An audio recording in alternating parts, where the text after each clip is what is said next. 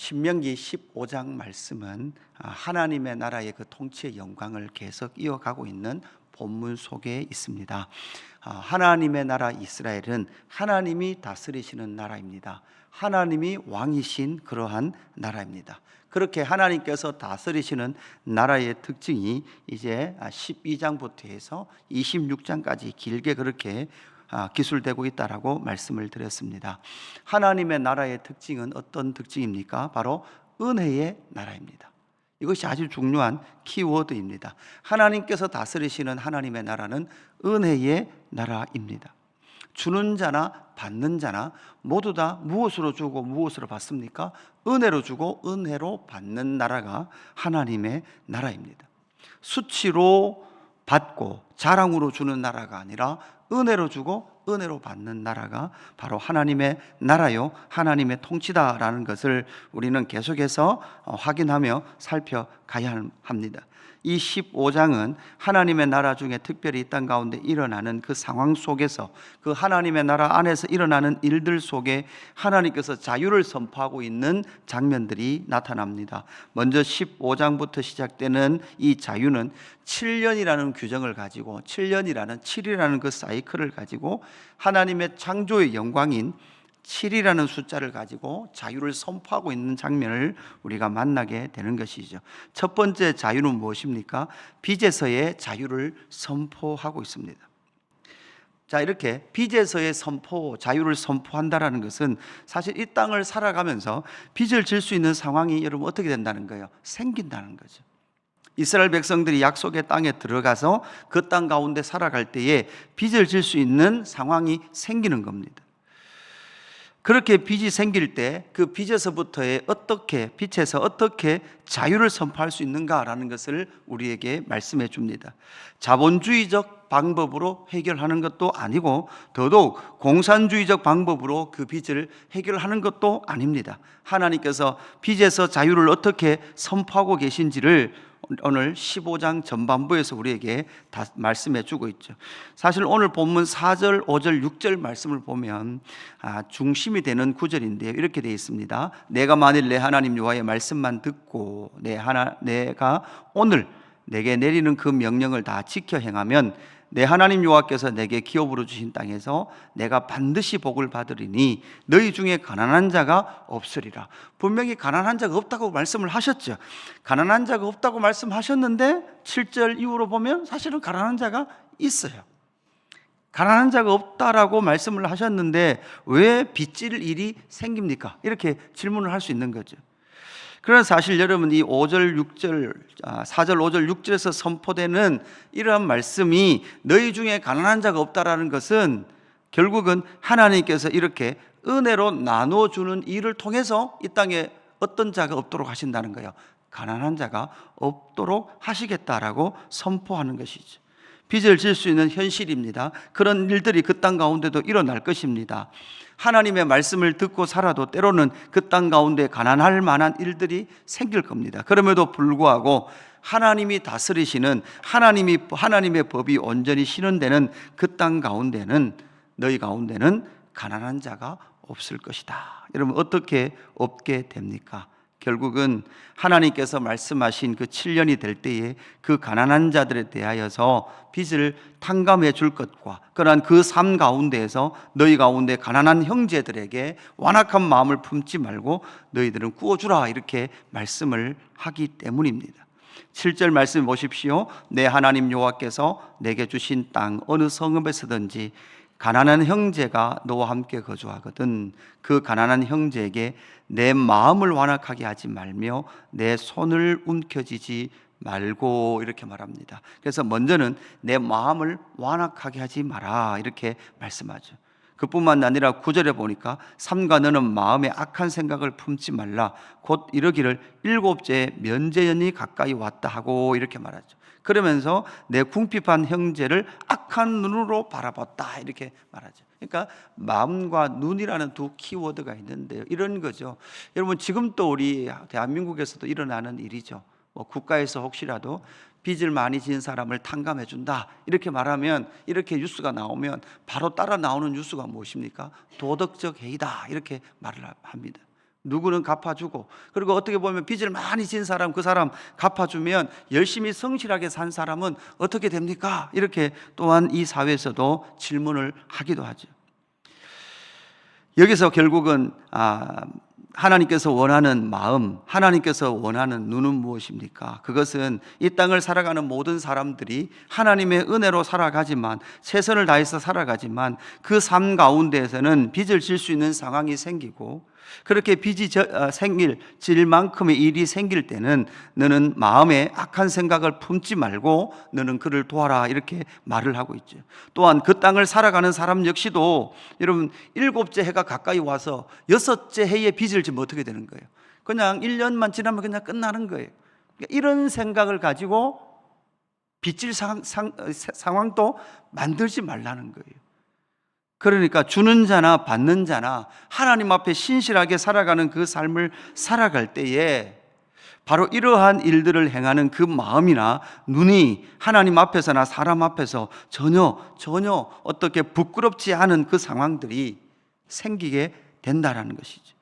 부끄러운 상황은 결국은 7년이 다 돼갈 즈음에 의도적으로 빚을 질 상황들을 만들거나 그것을 노려서 이러한 일을 행하는 일들은 하나님의 나라 안에서 일어나서는 안 될 일이다라는 것을 이 말씀을 통해서 우리에게 알려주고 있는 것이죠. 그래서 11절 말씀에 보시면 이렇게 말씀하죠. 땅에는 언제든지 가난한 자가 그치지 아니하겠으므로 내가 내게 명령하여 이르노니 너는 반드시 내 땅에서 내 형제 중 곤란한 자와 궁핍한 자에게 내 손을 펼치니라, 이렇게 말씀합니다. 그래서 하나님께서 주신 그 복을 사랑하는 이웃들에게, 형제에게 그 마음에 손을 펼 때에 이 땅 가운데는 궁핍한 자나 가난한 자가 없어질 것이다 라고 하나님께서 말씀해 주고 있는 거죠. 두 번째는 무엇에 대한 자유입니까? 종에서의 자유를 선포하고 있습니다. 12절 내 동족 히브리 남자나 히브리 여자가 내게 팔렸다 하자, 이렇게 말하면서 6해 동안 너를 섬겼다면 이제 7째는 어떻게 해라? 너는 그 종을 놓아주라. 특별히 종을 놓아주면서 빈손으로 가게 하지 말고 양이나 타작마당이나 포도주 틀에서 후히 그에게 주어서 그도 이제 자유자로 살 수 있도록 그를 복 주어라, 이렇게 말씀을 하고 있죠. 그러면서 그 모든 종에서의 자유의 기초는 무엇인가 하면 15절 너는 애굽 땅에서 종되었던 것과 내 하나님 여호와께서 너를 속량하셨음을 기억하라, 이렇게 말씀하죠. 그러니까 이것은 결국은 여러분 무엇입니까? 자기가 받은, 이미 하나님께로부터 받은 복이에요. 자기가 이미 하나님께로부터 받은 이 자유의 복, 종에서의 그 자유함을 얻었던 그 복이 있기에 그 복을 또다시 나누어 줄 수 있는 거죠. 여러분, 누가 나누어 줄 수 있는 사람입니까? 복 받은 사람이 나누어 줄 수 있습니다.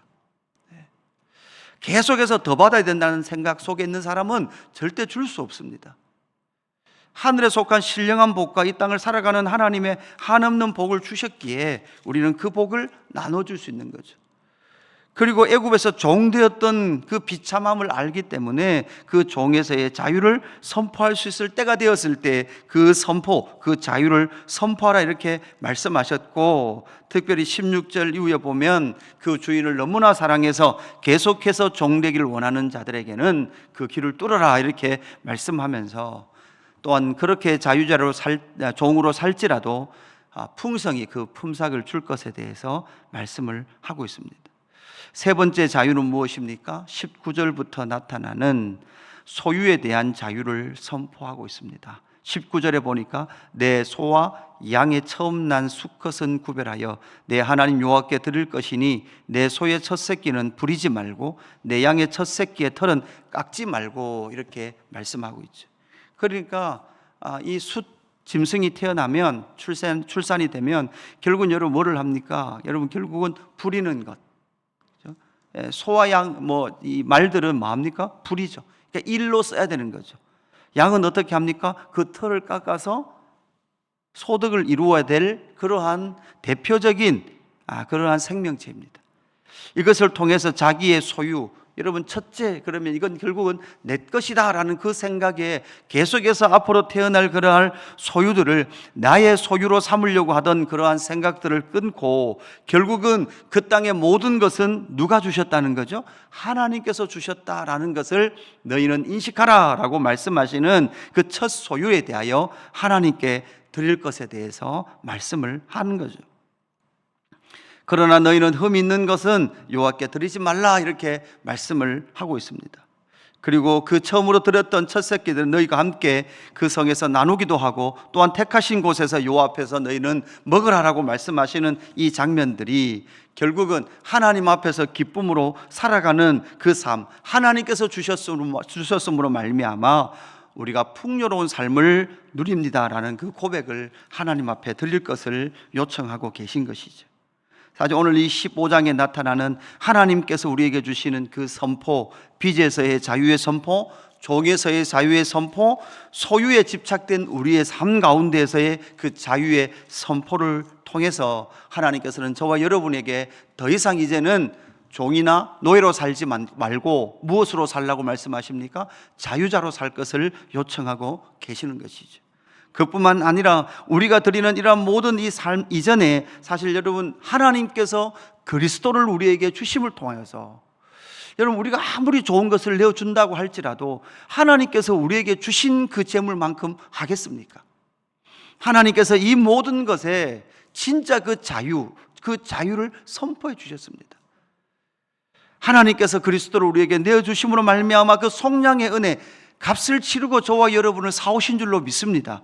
하나님께서 우리를 소유하셨고 나의 것이다라고 말씀하시면서 저와 여러분이 이 복음의 은혜로 이 땅 가운데 더 이상 이제는 죄와 세상의 종로로 하지 않고 이 땅 가운데 자유자로 살 것을 선포하시는 그 복음의 영광을 저와 여러분 가운데 주신 줄로 믿습니다. 그러면서 여러분, 우리가 이 땅을 살아가면서 더 이상 소유의 노예가 되지 마시고 죄의 노예가 되지 마시고 하나님의 자유자로, 하나님의 백성으로 신실하게 살아가는 저와 여러분의 삶이 되기를 주님의 이름으로 축복합니다. 아버지 하나님, 감사합니다.